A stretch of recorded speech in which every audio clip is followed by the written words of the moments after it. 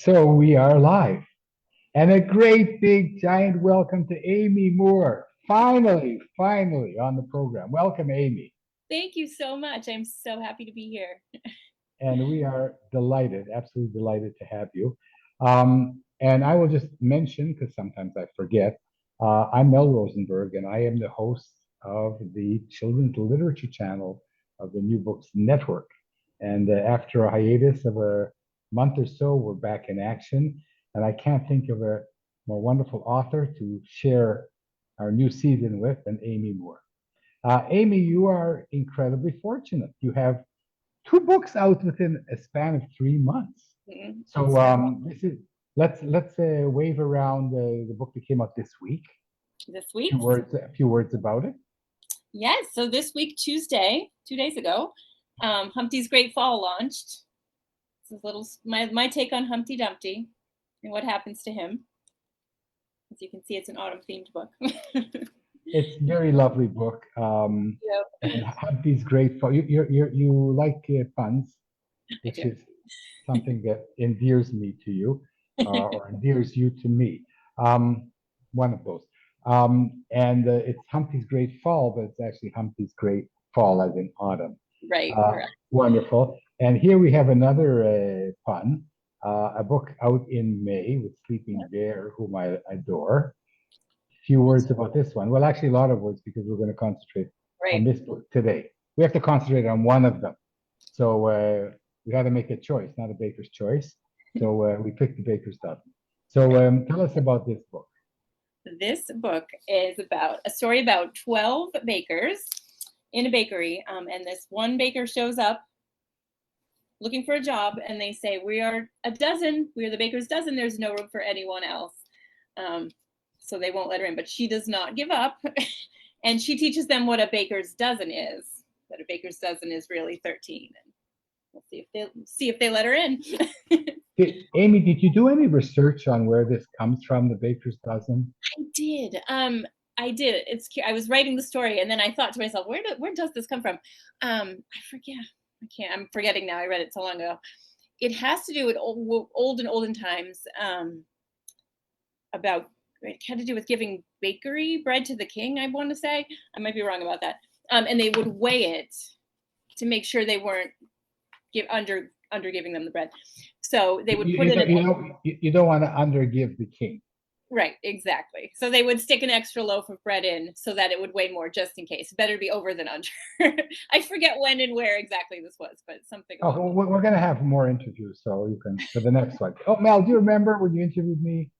We talked about. Right. Okay, so the publisher is Sleeping Bear Press, and the illustrator is Andrea Stegmeyer. She is in Germany. She is absolutely amazing. Like, took my book and made it so much more than I could envision myself. I'm not an artist. I couldn't picture it. So first of all, I love the end pages because you're talking about donuts here. Show us the end pages. I just love that. I do too. It makes me want donut. And I mean, if it were a book about bagels, I'd ask you to show us the spread. Sorry, Right. sorry. Like Book about donuts. So how did this all come to be? Should you want to say a few words about the book, and then we'll backtrack about writing it? About writing it? About well, whatever you like. Yeah. But we have lots of time.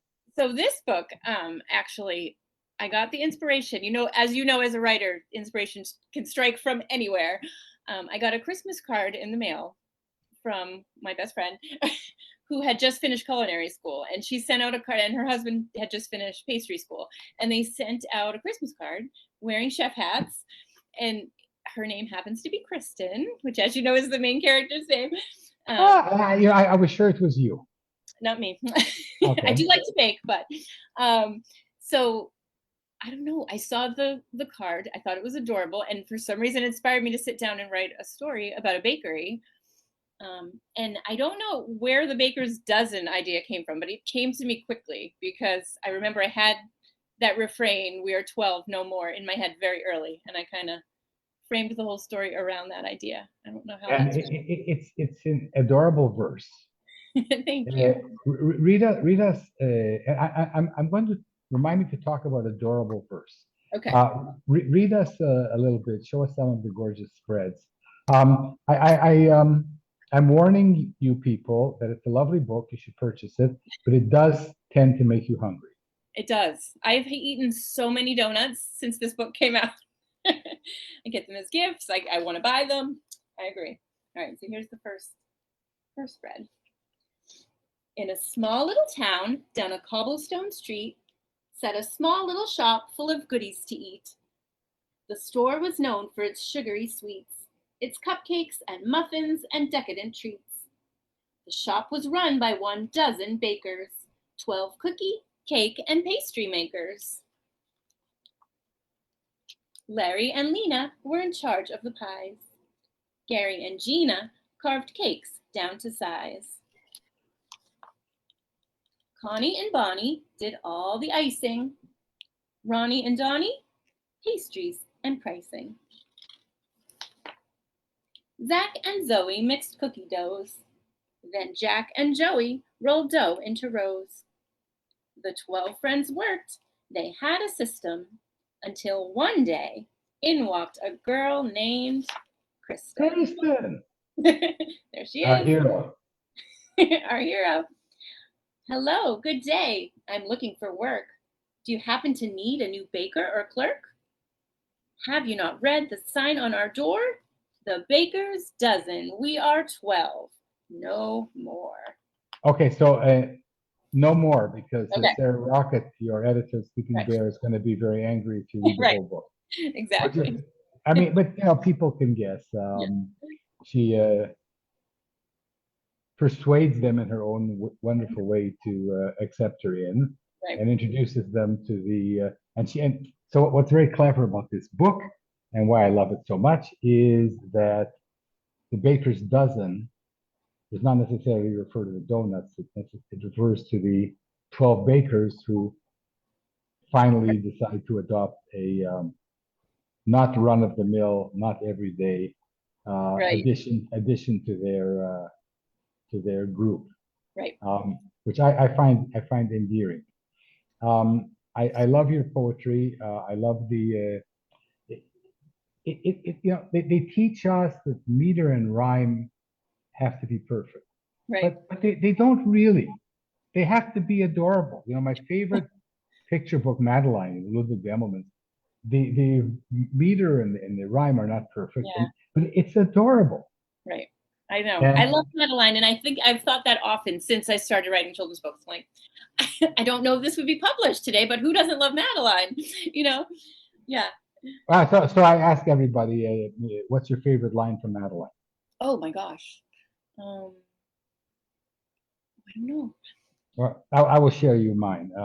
Thanks. The crack on the ceiling had the habit of sometimes looking like a rabbit. I love that one. Oh my goodness. Bemelman's genius. And Amy, you have that ability to write adorably. Thank you. And this goes back to your childhood. You started being an author at the age of 6. So tell us what you were like as a young little Amy. You weren't Amy Moore. You were Amy Lounsbury. Lounsbury. Yep. And I think that at some stage in your life, you looked for somebody named Moore so that you could marry and have a one-syllable name. Easy name to spell.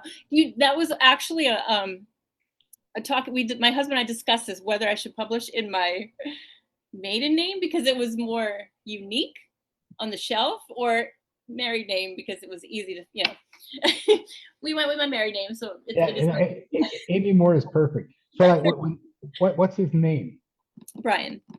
So that you met him, Brian Moore. Okay, I'm gonna marry you. I love that name, Amy Moore. Perfect. Okay, my career is set.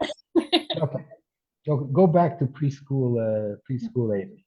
Preschool Amy. Oh my gosh, preschool Amy was the kid who would cry every day. Didn't want to be left in school. I don't remember preschool Amy very well, other than that. Elementary school, I know first grade is where I learned to read and write, and fell in love with it. I remember. You bragged somewhere that you wrote your first poem at the age of 6. You also are a poet. You wrote your first poem at the age of 6, Yeah, and you can still recite it off by heart. yeah. It's not So I very don't want good. to put you. I don't want to put you on the spot. It's not very good. I can tell it to you. I thought it was very profound at the age of 6. Tell it to everybody here. It was called The World. And I said, if people were not people, and animals were not animals, and food was not food, and nothing was nothing, the world would not be here. Didn't rhyme. I just thought I thought I was Wow, you were a nihilist at the age of 6. I thought it was brilliant. Is that how you say it in English? Nihilist. You weren't even an existentialist. You were an existentialist when you Right. were 4 or 5, and then you went one step past that. So, Nothing will come of nothing. That's right. no wonder you remember that. And, Yes, and everything's been downhill since that point. I know, right? Go ahead. Share. So I don't know. I just remember writing that and just thinking it was brilliant and It is brilliant. and was like, oh, I like writing. I remember one day in 2nd grade, I think we had an unseasonal blizzard. It was April 1st. I mean, I still have this paper. I should have pulled it out. We had a blizzard April 1st. I remember the teachers didn't have us do anything at school. And I sat and wrote a poem about that. And that was one of my first rhyming poems, I think. And I do still have it. But it's just something I always enjoyed doing for fun all throughout schooling. I tried to write a novel in 3rd grade. Wasn't great. Didn't have anything to do with the title of the book. I named the book The Waterproof Boots and finished The it up. water what? The Waterproof Boots. Waterproof boots. And then I finished reading it when it was all done and realized it had nothing to do with boots. So I added on a chapter at the end where she gets boots as a gift. So, we all start somewhere. I think you But had a terrific start. And then what happened? let's see, elementary school, middle school, kept writing. Same thing, I kept writing. I remember I won 3rd place in there was a writing contest at a church in my town, and my 8th grade English teacher said the prizes were savings bonds, I think, for 1st, 2nd, and 3rd. And she said if anyone in her class submitted a poem and won, she would match that in cash and also give us a prize. She wanted us writing. And I had forgotten about I've forgotten about doing it. It was extra credit. And the morning before school, I whipped out a poem for it and turned it in, submitted it to the contest, and I won 3rd place. So I don't know. It seemed to be my thing. $500 and another matching $500. It was 50. 3rd place was 50. So yeah, so she gave me $50 cash. It was pretty good. Yeah. I bought a new outfit I wanted. I don't know what I did with the rest, but it was exciting. Fantastic. So just those little moments in my life got me yeah, I like writing. I like this. This is exciting. And then as I mentioned to you before we were live, I did major in journalism in college. Quickly found out I did not want to be a reporter. I just like writing the stories, went into a whole different line of work. I was just about to hire you to replace me when I read that you studied journalism. I said, oh my goodness, I can retire. Amy Moore is here. And you have a great name, the Amy Moore Show. I am, maybe. Nah, your show's too good. So I thought, well, maybe I'll go into editing. I love editing. I love doing that, I worked in college as a proofreader in the summers. So I was like, maybe I'll go into editing. Applied for an editing job at a company senior year. And they saw that I had a little bit of HTML programming experience. And this was when the internet web development was just taking off and stuff. And they were like, oh, would you like this HTML job instead? I was like, sure, it's a job. And so I totally went off course and went down the web development route for a while. So I had my kids. Then I left work to stay home with them. And that's the point where I really started. I had been writing for children. I took a children's class after I got exited college, but really when I was home with my kids and I really started reading to them constantly. Current picture books is when my writing, I think, got better and better and better. So Was there like a point where you said, this is what I want to do with my life? no, I think I always had that dream in the back. I remember one of my friends telling me when my first book came out, she told me a story that I didn't remember in elementary school. She said, "Oh, I remember playing on the playground at school and you saying, I'm going to write funny books one day." Like, I'm going to do it. And it Wow. was always there. I was surprised about the funny books part because I don't think I ever thought of myself as funny. So, But okay, but was there like a point somewhere where you were reading to a child, or you had this thing, okay, I have to take this seriously and become a children's book author? Was there a moment? It was a slow process. Well, give me some kind of a milestone. yep. Ooh, you had a stone. It's I a do know milestone. I do know what pushed me over the edge. So I was working on it, not, just kind of in the background when I had time, kind of a hobby. When my dad passed away in 2013, Sorry, thank you. I know you're going through the same thing, so apologies to you. father-in-law. Yeah, I had this moment of, I don't cry, had this moment of, he's not here to see me do it. And he saw me trying. He knew I was writing and I was like, he didn't see me make it. And I thought, I really want to make it while my mom's still here. Wow. And that was New Year's Eve that year. I remember I cried like the whole day. It was a rough year, like, and January 1st, I was like, this is the year I'm going to make something happen. And searching around, I found Julie Hedlund's 12 by 12 picture book group. Joined that right at the gold membership, the gold membership is where you have the chance to submit to agents. And this is where I met Liza. And I forget, 1 month Liza was the agent that you could submit to, and 1 month Ginger Harris was the agent you could submit to. So one second, hold on. So for disclosure reasons, Yep. we are agency siblings, Yes, we are. and we're both represented by the wonderful Liza and Ginger combination, Liza Feisig and Ginger Harris. So that happened through 12 by 12. Yeah, it did. And A big shout out to Julie then. I know, big shout out to You, Julie. you went straight to gold. You're like the poster girl. I mean, my goodness. I did. I was like, I'm doing this. So what happened with Liza? So I forget I forget who was first, but one of either Liza or Ginger was like the second month of submissions. The first month I submitted to someone, didn't hear anything. Second month, I think it maybe was Liza. So I submitted a story to her, didn't hear anything. The next month was Ginger. And I thought, well, it's the same agency. Should I really send it to the same place, or should I send it? Because I think there were 2 agents each month. I was like, I don't know. I really liked the sound of their agencies. For some reason, I felt drawn to it. So I'm like, well, I'll just send them another story and then maybe, and as it happens, I got an email from Liza saying they were interested in offering me representation. And I was like, mind blown. Like, I couldn't believe it was happening that fast. Obviously that's really fast. It was really fast. It was strange.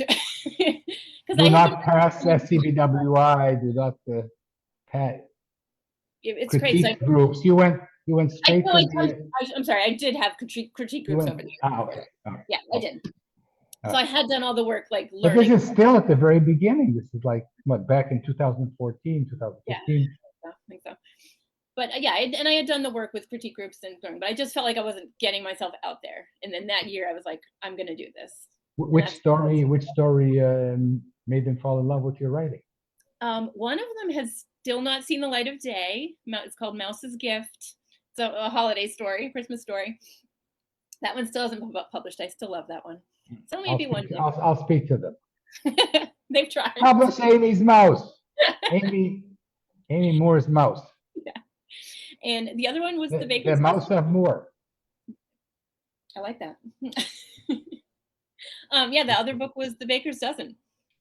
Ah, okay. I might have guessed that. Yep. And was that in the current shaped it with this double entendre of the 13th Little baker, 13th donut. little bit different. It was still the bones were all there. It was pretty much still the same story, just like little elements of it were different. So I recently reread my first draft, and it is Ah, kind of funny. The I had the store being like down on its business. It wasn't doing very well. So like they needed someone to come in and pick it up. And I ah. think it was Ginger that said, "That's too sad. Like we don't we don't need them to." It might have been Ginger. I think it was her. We don't need it to be that sad. Like just make it about the baker bringing in something new versus And this is what I love. It's like Robert Munch. I've already eaten 20 princesses. yeah. Come back tomorrow. Um, we really don't need you. Yes, you do. Yes, you do. You Right. don't have donuts. You don't have donuts. The funny Yeah, I love the book. Yeah, Thank you. Thank you. I'll buy a copy when I'm in New York. Thank you. Are you coming to New York? I'm coming. Yeah, well, I'm coming. Well, we'll talk about that. This Okay. is about you, Amy, not about me. Sorry. So okay, so all of a sudden you have agents, and it still took a few years to get Sleeping Bear um, out of its lair. Right. Yep. Yeah. I mean, I think sometimes it's just finding the right publisher who wants that Quit book. hibernating, Sarah Rocket, and publish my book. It worked out well. I landed at the right place. I've It's seen gorgeous, and the illustrations are gorgeous. uh, It's I'm in it's just a delicious book. Thank you. I'm in love with the illustrations. I can't even now. I've had it in my hands for 4 months, and I can't stop looking at the pictures. There's so many details to just take in and love. And I'm guessing that you weren't so much in touch with the illustrator when she was doing the art, and you didn't pick her. And Nope. did you have angst, Amy, when it was being illustrated? Not no, not when I found out who it was. So, but originally I thought for years, like, what if you don't like the illustrator? Like, what, it's your book. What if you don't like it? And when they sent me the name, when Sarah Rocket sent me the name of the illustrator, I looked up her work and was just stunned. I was like, this is perfect. Like, she'll be perfect. Because she did ask me before they reach out for an illustrator, she did ask me what my vision for this book was. And I said, honestly, this is one thing I've written. I can't picture it. I don't know. I'm not an artist. I don't know what it looks like. I'm going to venture that. Okay, I'm going to go out on a limb now. The less we authors who are not illustrators have a vision for what the illustrations look like, the better chance we have of being positively surprised. True. Yeah, true. That's what happened to me. And did you send any sketches of the main character? Yeah, I did get sketches. I think I'm forgetting what was in the first sketch. I think it was kind of a black and white sketch of one of the spreads, and she had the main character in color, and I was just wowed. And every update I got, I could never wait to see the illustration updates after that because it's just gorgeous. Her work is She amazing. so is your Kristen, who's named after a real life Kristen. Um, do you does she become real for you now that the book is out? Does she seem to walk out of the pages? It's so interesting. Yeah, I think so. It's funny. My mom made me little I should have brought it up. Little knitted a little Kristen character, and it's like she's like my kid now. Yeah, she knitted me a little doll of her. But yeah, That's they always fantastic. become their characters, and it's kind of a joke with my second book with Humpty because I keep mentioning Humpty like he's mine, and one of my daughters keeps saying he's not yours. Humpty already exists. It's not yours, but he feels like mine now. So yeah. So did Humpty also take a while to find a good home? Nope, that one sold really fast. Like I was very surprised. I think when we went in submission with that, it was March, and I got an offer or talk of an offer in May. So that one was pretty quick, pretty quick. And it's published by Two Lions, which is an imprint of Amazon, but a traditional house. Right. And so, I mean, that's wonderful. A few words about that book, which just launched. I'm looking for a word. It didn't fall. It sprouted. Humpty Dumpty sprouted. A few words about that very adorable book. Sure. This one was funny. I don't know, I was just thinking about fractured fairy tales one day, and I was trying to think of things with my own spin, and I thought this one up, and I thought to myself, there's no way that this hasn't been written already. Like, I figured someone had already written it. Started searching, couldn't believe no one had written it. Um, and I actually wrote it on a day I was on vacation in Maine. We had to do I had to do laundry at the laundromat. So we had to like wash the bedding and all that. So I thought I can either be grumpy that I'm at the laundromat all day, or I can do something productive and write that story I've been thinking of. And in that one trip to the laundromat, I wrote the first draft of it, and I was so happy with it. Yeah. So it was a productive day, even though I wasn't at the beach. But yeah, this one's sold quick. This one's been an amazing process to have come in. Likewise with the illustrator, he's added things to this story that he added a little like this little bird friend who's my favorite part of the book. I didn't anticipate him, but the artists have such an eye for what they can bring to the story of their own. It's a wonderful collaboration. Yeah. And the illustrator here is Josh Cleland. And very cartoonish on purpose. Yeah. So read us a little bit of this one too, please. Sure.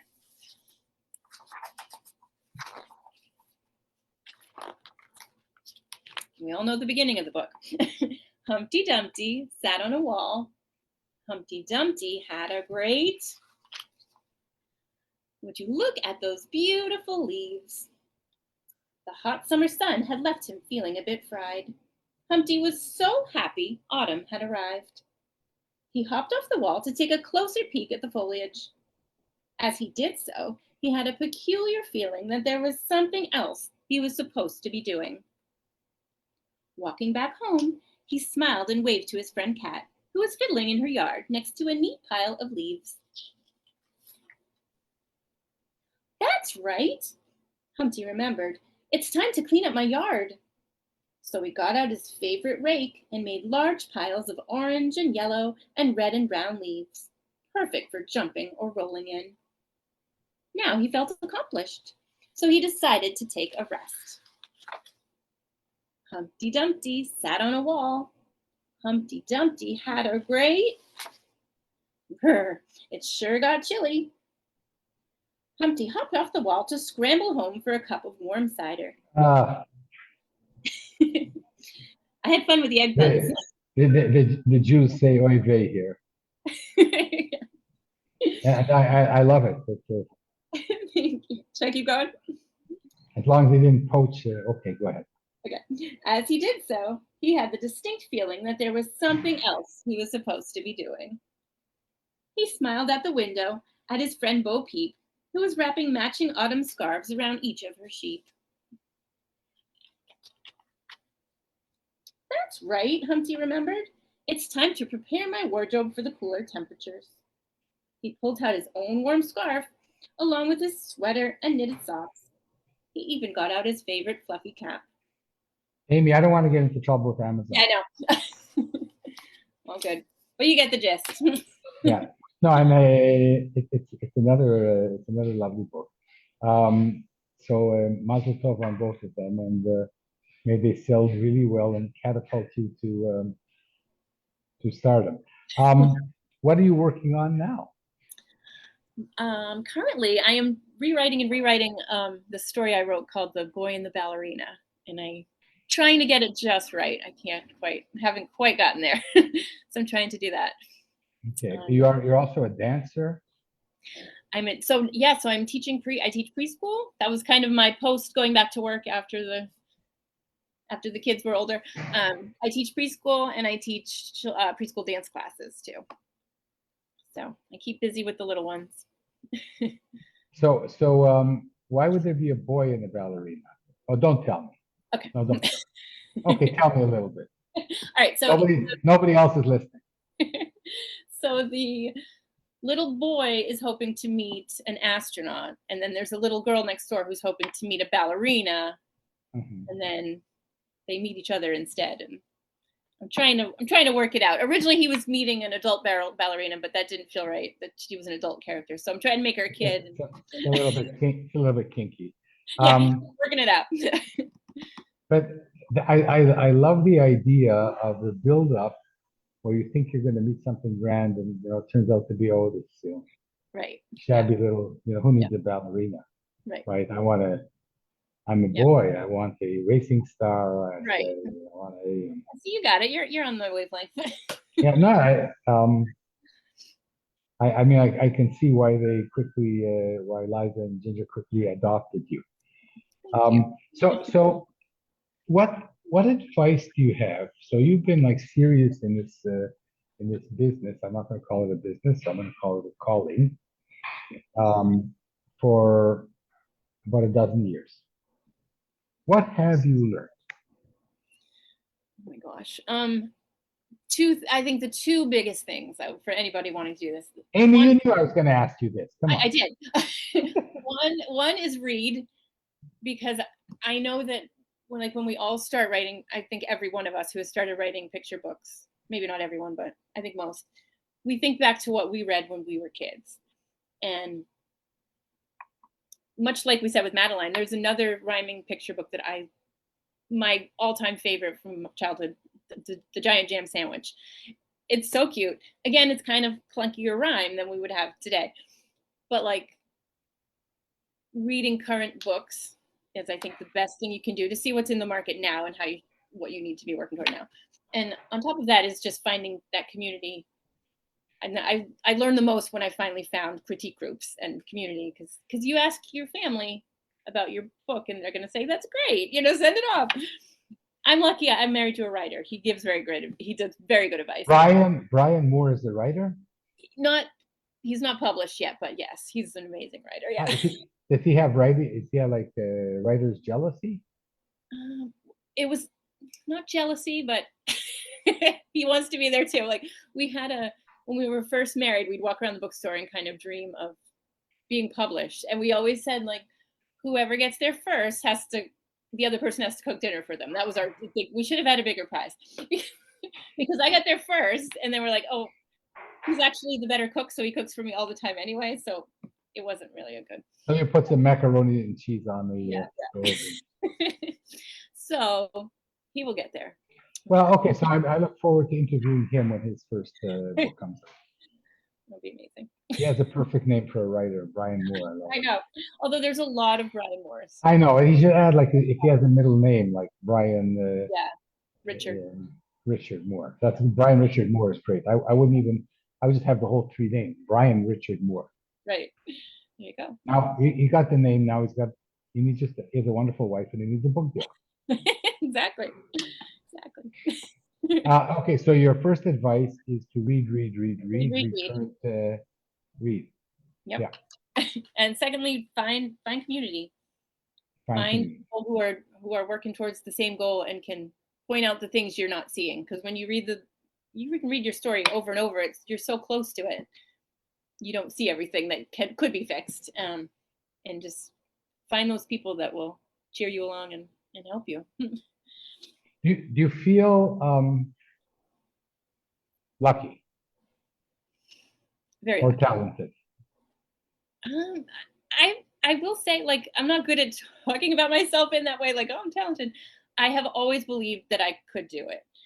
And I remember it took forever to ever sell something, and I kind of got discouraged at times, like, it's not going to happen. And I know let's talk about this because like you have a very interesting history here of somebody who was picked up really, within months. I'm not sure you ever wrote a query letter.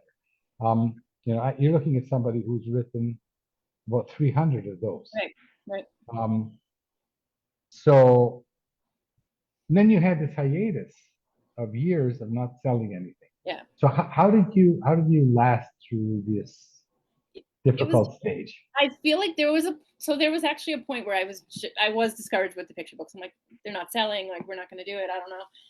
And I just switched gears. I was like, I think it was at one of my SCBWI conferences, there was just a class about stepping out of your comfort zone, just do something totally different. And I was like, I'm just going to write a middle grade novel. Uh, so I spent, Oh, honestly, spent, they're so much easier, I right? know, right? That's the difference. So I spent a couple years doing that. That hasn't gone anywhere. Like, that's not ready. It's definitely not ready, but it was a great experience. I kind of just sort of stepped away from picture books for a little bit, did that. Um, but Liza would say, we're still gonna get these out. We still believe in them. So they kind of kept my spirits up with that. And then I got back to picture books, and finally that clicked. It finally happened. And I don't know. You just got to. I do remember one of my kids asking me shortly before, maybe a couple months before I finally got a book deal, do you think you're ever going to be published? And I said yes. Like, I knew I could do it. I knew it was a matter of time. So got there. And you started young, which is Mm, awesome. not too young. Not that young. Well, for me, dear, you are very young. This has been a wonderful interview, Thank you. This has been and fun. well, they're supposed to be fun. And now, before we go, I'm going to ask the question which I always ask, Okay. which sometimes isn't so much fun. And you said I could ask you anything. So, are you stuck like me at the age of 5? Am I what? Are you Stuck like you stuck? at the age of 5? Yes. I'm more like 10. 10. I'm like 10-year-old me. Never changed. Was there something that happened to you when you were 10 that caused you? No, You just decided no, it was a good age. I loved it. round number. Yeah, exactly. I liked being 10, I'll but never be 10. I'll never be 10 again. exactly. I don't know. Yeah. I just never stopped being who I was. Like, I've always liked the same things that I still like. You know what I See, mean? that's good advice. So why didn't you add that to your advice? I don't know. I don't know. I just feel like Do you ever sometimes, feel like writers or we sometimes try to write something that's not ours? Because we think that, books about tacos are in, so I'll write about a book about a taco. yeah, Or I have this great idea. Um, you know, nothing comes to mind, which is strange. A title, and sometimes, you work with it, it's not you. right. Yeah. Yeah. I tried at one point to do a biography, and I don't really know how to do it. I just like, I don't feel like this is the writer I am. Um, yeah, but I don't know. I just think, and I think writers, illustrators, I don't know. I think there's a part, and it might just be me, of you that just I remember my childhood very vividly, and I know my husband is the same way. And just all the things that delighted me as a kid, and I think that's helpful when you're You're right. supposed to remember some here. You're supposed to remember some angst you had as a 5 or 10 year old. Yeah, You're not sharing now. Amy. I don't remember being angsty. I wasn't happy. I was a happy kid. And you still became a writer. I did. You broke my whole theory. You wrecked my hypothesis. Sorry. And I still think you're wonderful. So listen, we're going to summarize.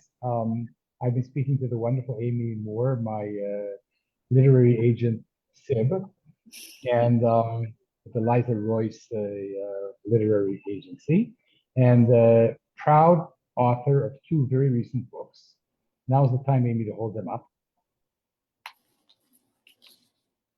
Okay. The Baker's Dozen, The Sleeping Bear, which launched in May. And 2 days ago, we celebrated Humpty's Greatest Fall, which actually is launching by Two Lions just in time for fall. Yes. So these are both lovely, lovely books. People run out and buy them and support this wonderful author. Amy, it's been great to have you. And Such. we're going to, the tradition is to leave and come back, so we'll just share a tete-a-tete, Okay.